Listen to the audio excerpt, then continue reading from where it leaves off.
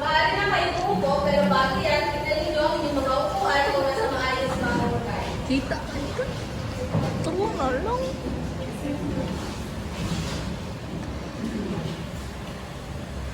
May lumipat ba sa ating class ngayon?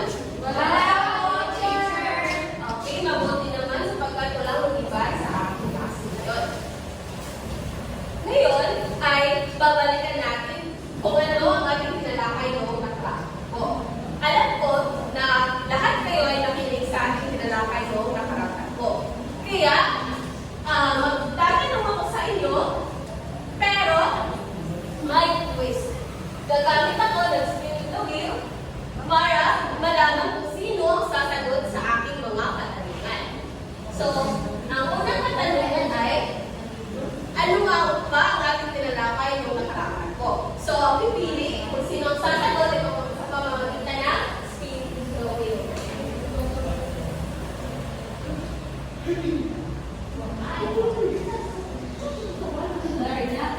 Okay, darling.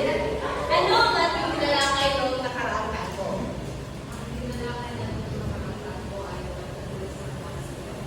Tama, magaling. Ang ating tinalakay noong nakaraan po ay patungkol sa cluster. Ngayon, ano ang cluster? Sino naman ang sasagot?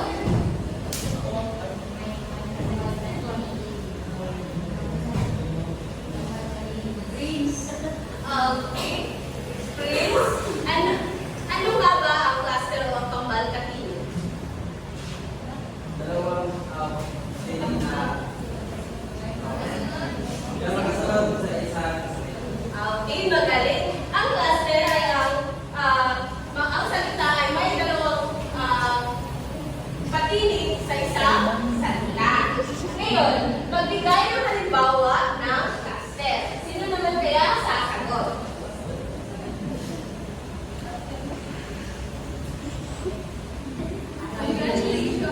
Okay, Ivy, magbigay ng mga halimbawa ng cluster. Okay, magaling. Ang klase ba ay may dalawang patinig na magkasunod? Oo, meron po. Okay, magaling. So, sino ba ang gusto magbigay? Sige, may mga gusto pang magbigay. Kulang pa yung isa. Okay, Angeline, magbigay ng halimbawa ng cluster. Chinelas. Okay, magaling. Ang chinelas ay tinatawag natin cluster sapagkat ito ay may dalawang magkasunod na magaling. Alam ko, talagang maninig kayo sa aking klase noong nakaraan ko. Ngayon, tumayo lahat para bigyan ng magaling mahusay ka ang mga sarili. Tumayo lahat. Alam niyo ba yung magaling mahusay ka? Yes, okay, ganito lang yun. 1, 2, 3, 1, 2, 3, magaling mahusay.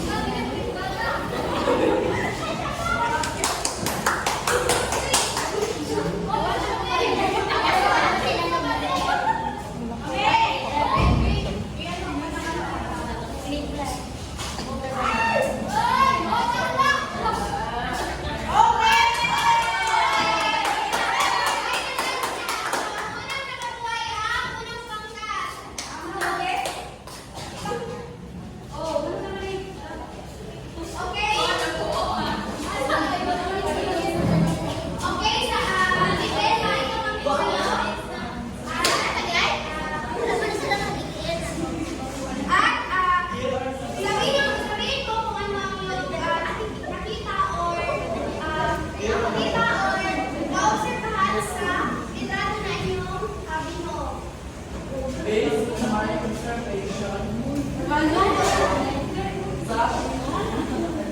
sa observasyon, mayroong batang namalaki.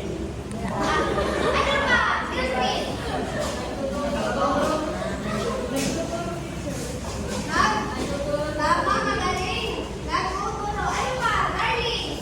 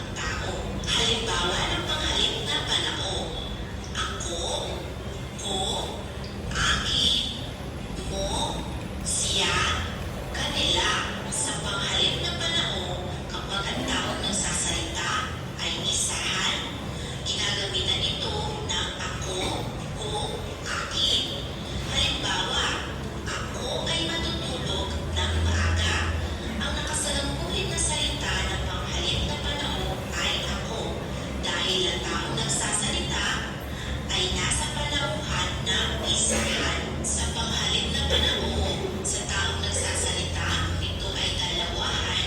Ang halimbawa nito ay kita o kata.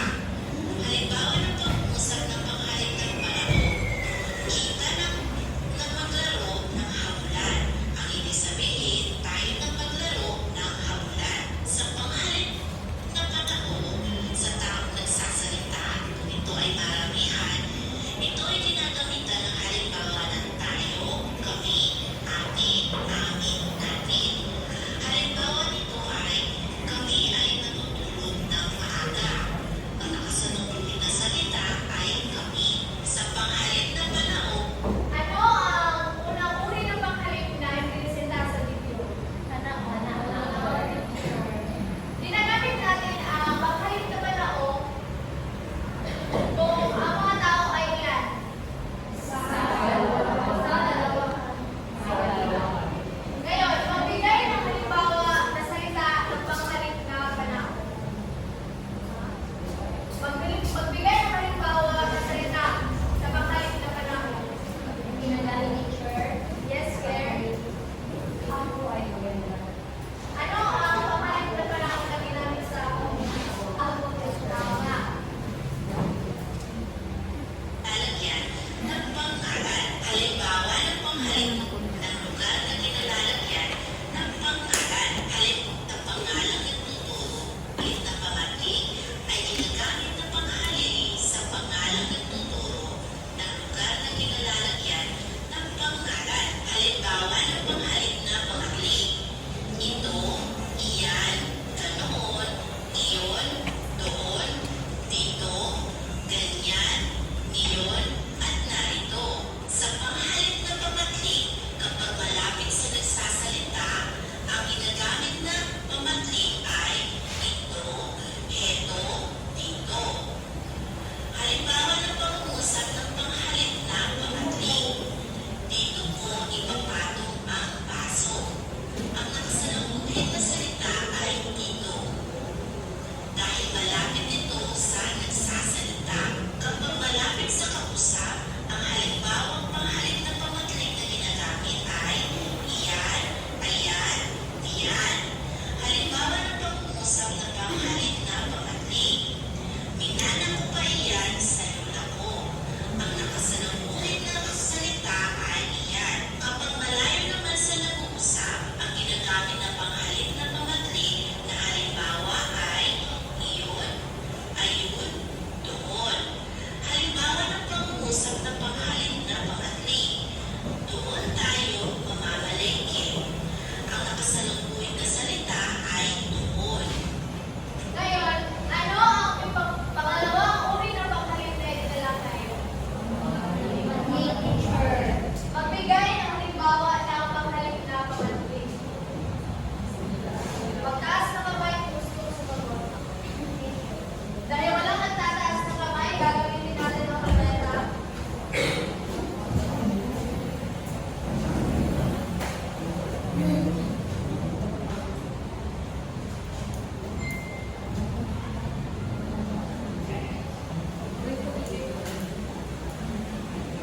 ID, magbigay ng halimbawa ng panghalip na panghalip. Anong panghalip na panghalip ang ginamit mo sa pangungusap?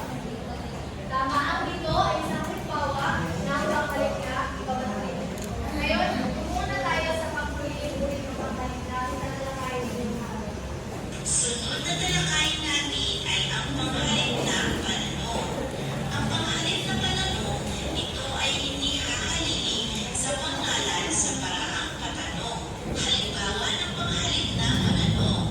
Sino, sino-sino, ano, ano-ano. Halimbawa ng pag-uusap ng panghalip na pananong. Ano ang pangalan mo?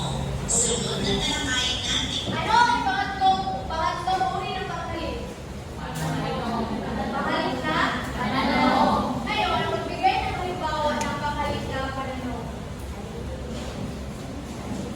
Dahil walang nagtataas na kamay, gagawin muna natin ang learning. Magbigay ng halimbawa ng panghalip na pananong. Sino-sino ang karakter sa kwento? Anong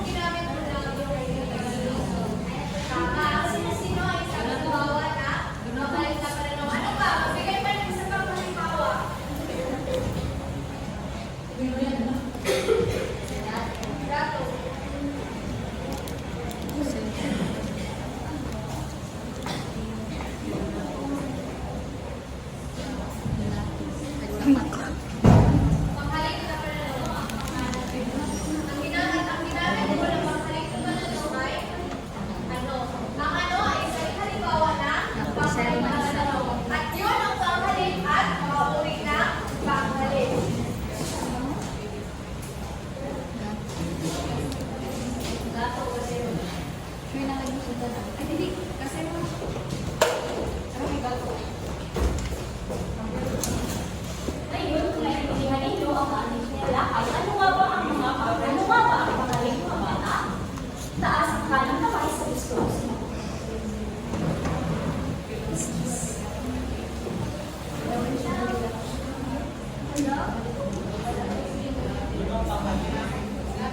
sige kung walang sasagot sino?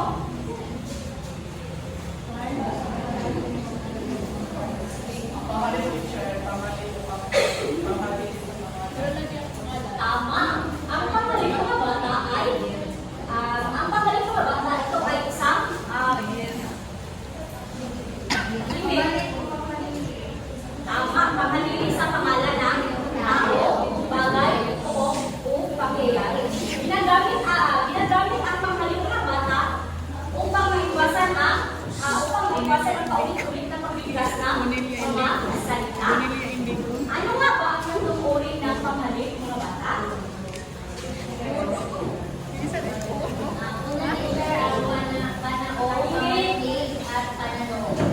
Tama, maraming salamat. Ang tatlong uri ng pamalit ay pamalit na panahon, pamalit na pamalit at ang pamalit ay ang pamalit na panahon.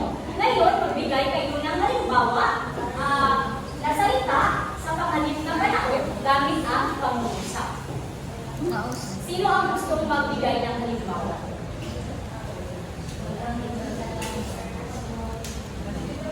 Wait, Darlene. Ako ay pag-aaral ng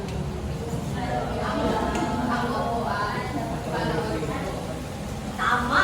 Ang salitang ako ang isang halimbawa ng pamalit na panahon. Magbigay pa ng isang halimbawa. Dito naman.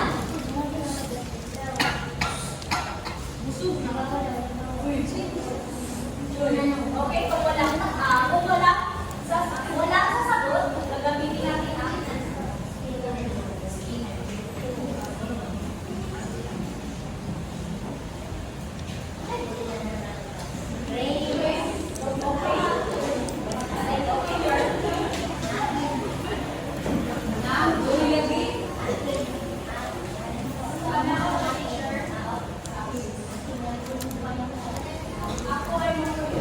okay, ano ang ginamit mo? Ano ang ginamit mong panghalip sa pangungusap? Ako yung teacher. Yes, tama. Ang ako ay isa rin halimbawa sa panghalip na panahon. Ngayon, magbigay naman kayo ng halimbawa sa panghalip na pamati.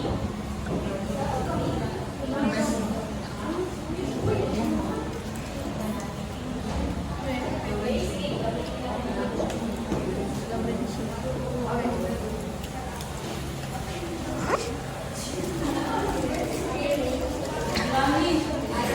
Okay, Jennifer Gato.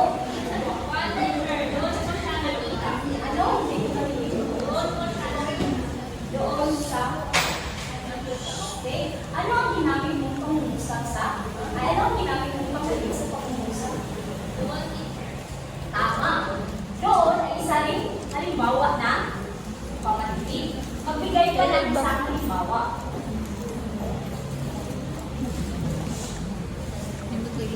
Ibig.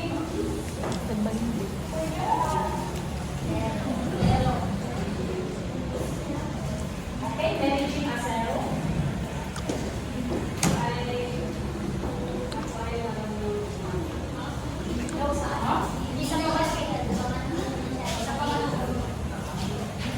Doon.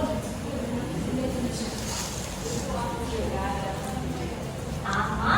Ano ang pamaling na pamating na iyong ginamit sa pangungusap asero?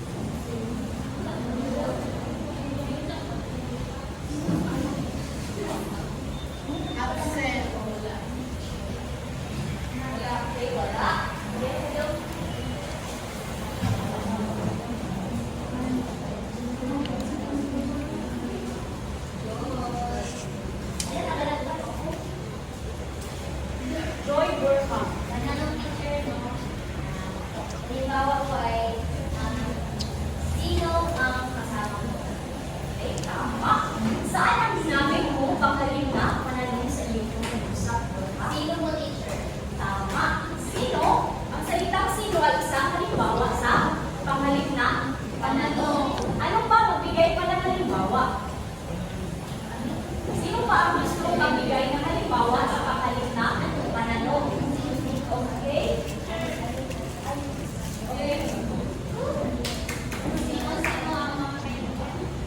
Okay, tama. Ano ang pangungusap? Ano ang panghalin na iyong ginamit sa pangungusap?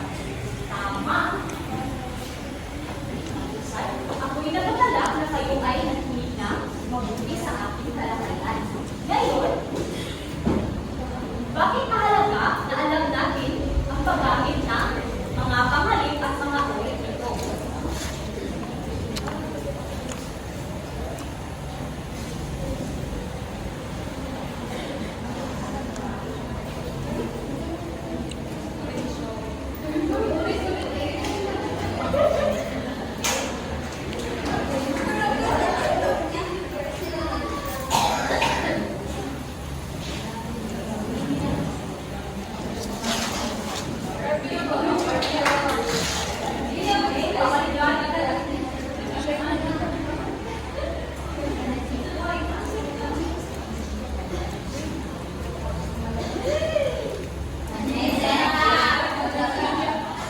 Okay, paninig ka? Ulit ka. Okay, ulitin po ang tanong. Para sa iyo kung isa, bakit mahalaga na alam natin ang paggamit ng mga panghalin at mga ulit nito?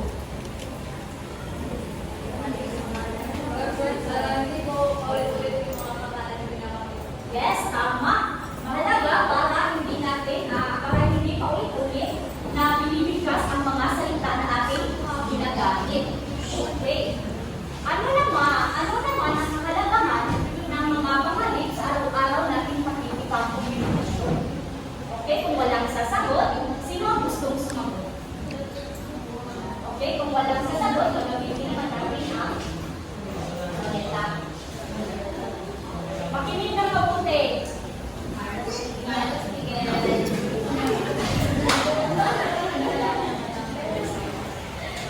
Iba naman.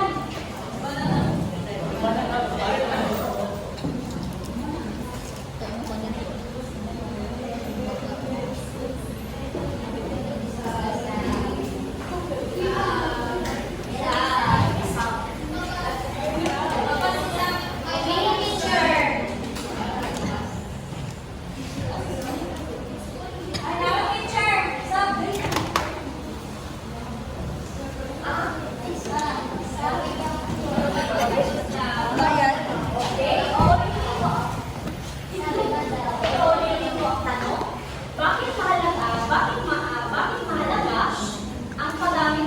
ang paggamit ng mga panghalin sa araw-araw nating pakikipagkomunikasyon?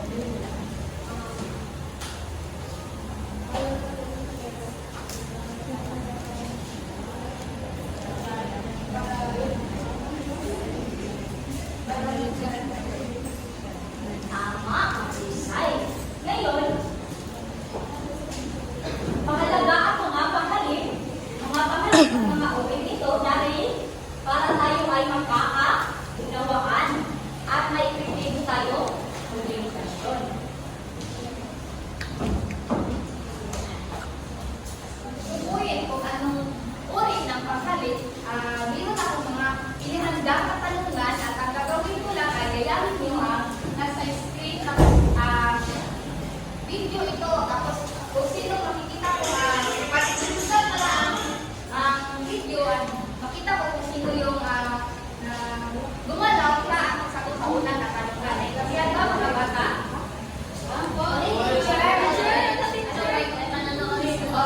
Gayahin nyo yung nasa video. Tapos pag nag-stop yung video, dapat kayo mag-stop. Pag gumalaw kayo, yun ang sagot sa unang katanungan. Natintigilan ba? Opo, teacher. Okay. Sa tunga sila.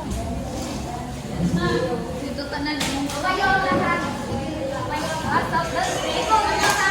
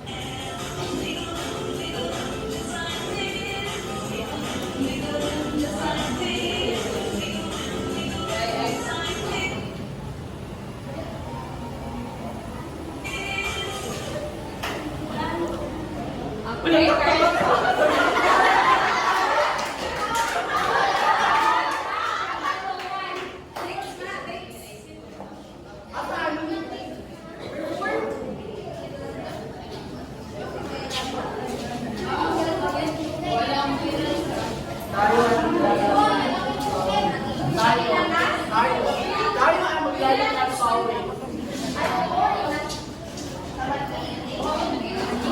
Panahon. Magaling. Ito pa, may last pa na katanungan.